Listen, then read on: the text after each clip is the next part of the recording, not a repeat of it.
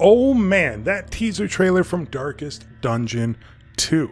Red Hook put its red hooks in me with that one. The first game was difficult, frustrating, unforgiving, beautiful, and amazing.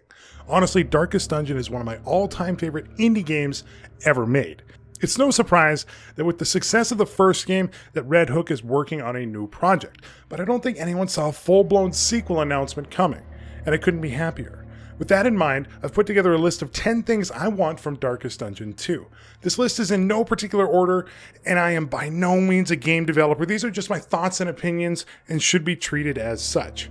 Red Hook knows what they're doing. These are just things I think that could make Darkest Dungeon 2 stand out from the first. Before we get going, consider subscribing as I put top 10s and Let's Play videos on my channel, and be sure to catch me on Twitch at twitch.tv/Jonusfatson for live streams. Let's get to the list.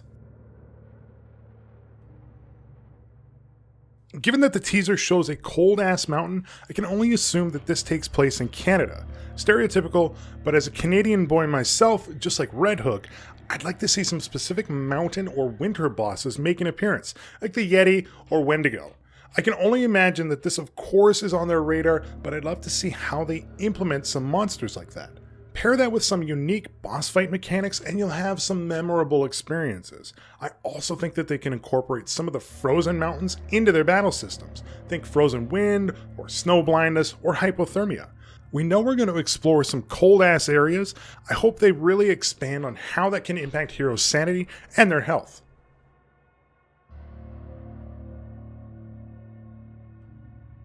The light bar worked really well in the first Darkest Dungeon, hence the name of the game.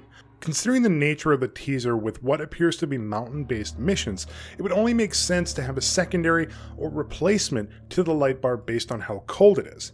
I doubt they would replace the light bar completely, given the core concept of the first game, however I think they can expand on the concept. With these changes, camping becomes even more important, not only for skills and stress reductions, but also to keep warm. Hero stress could be impacted the colder they are, or even have a status effect related to how warm or cold a character is. I know for me, when it's really cold out, I get grumpy, stressed out, and even sometimes feel like not doing anything. I'm just trying to stay warm. I think heroes would act in a similar way, and it would be cool to see how this mechanic could work.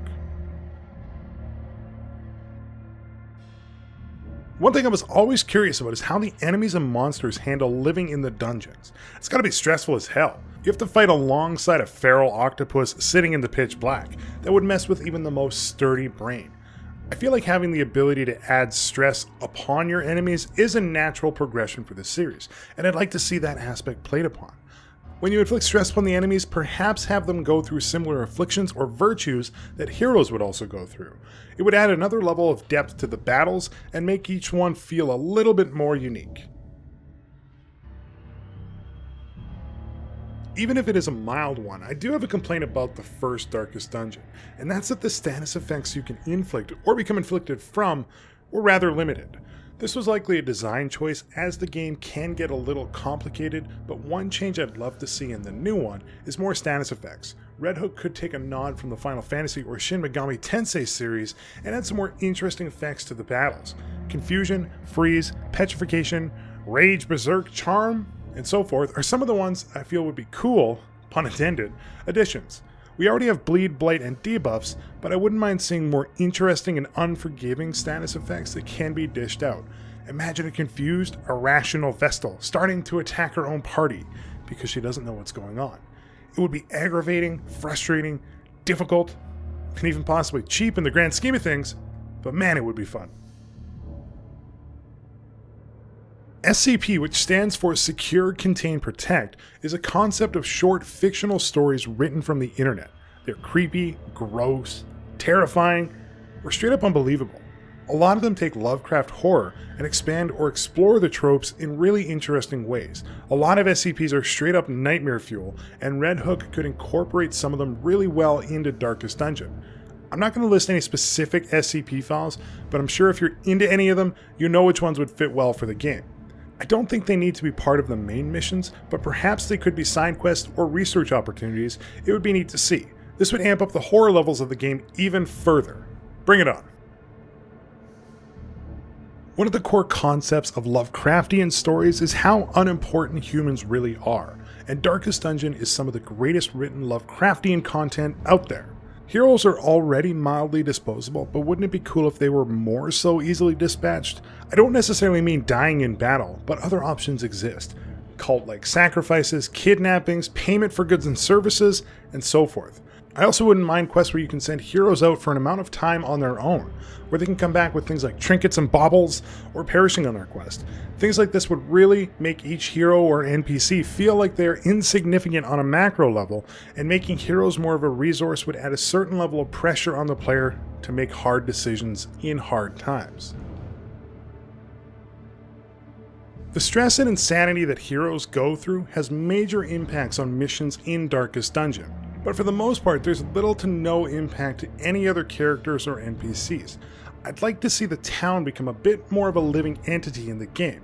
One way of doing this is to bring stress in for NPCs, insanity, and other effects that would impact how you can use the town.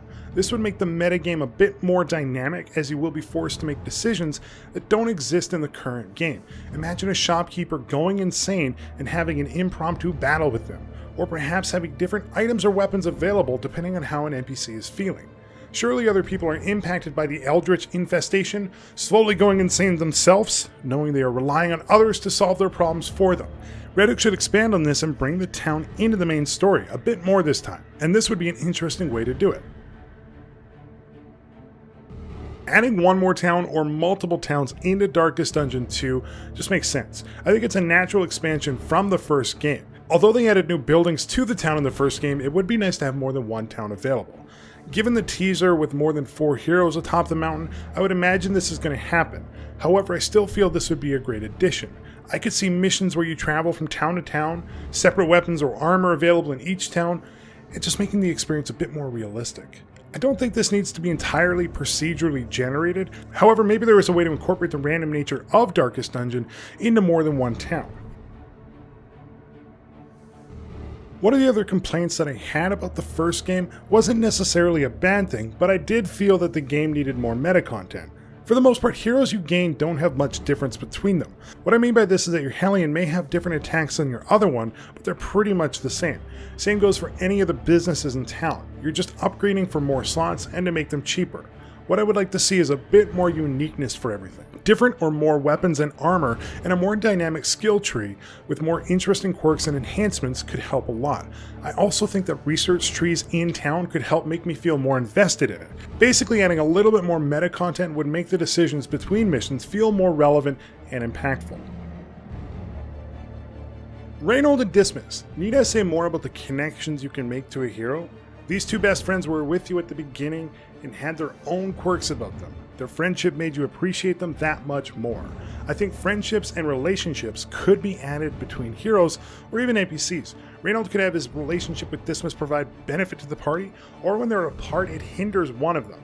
Or when one of them dies, the other suffers or becomes depressed. This would add some weight to the decisions and loss that the heroes would feel during the game. I also wouldn't mind some sort of family aspect to the game where heroes can get married, have children, and even possibly even have a generational aspect. These minor changes could really make each hero leave a lasting impression on the player and would make seeing the collector with their skull that much worse. Just more, please. Just more Wayne June. I know you will, but, please do it. So that's my list. Again, it's not in any order at all, and I'm sure most, if not all of this list has come up to Red Hook as avenues to pursue in the past. They're only my suggestions, and it really depends on the type of game they're making. I love Darkest Dungeon, and I'm very excited to play the sequel. If you liked the video, feel free to drop a like and a subscribe. It does mean the world to me. And be sure to leave a comment for something that you're looking forward to with Darkest Dungeon 2. Peace out.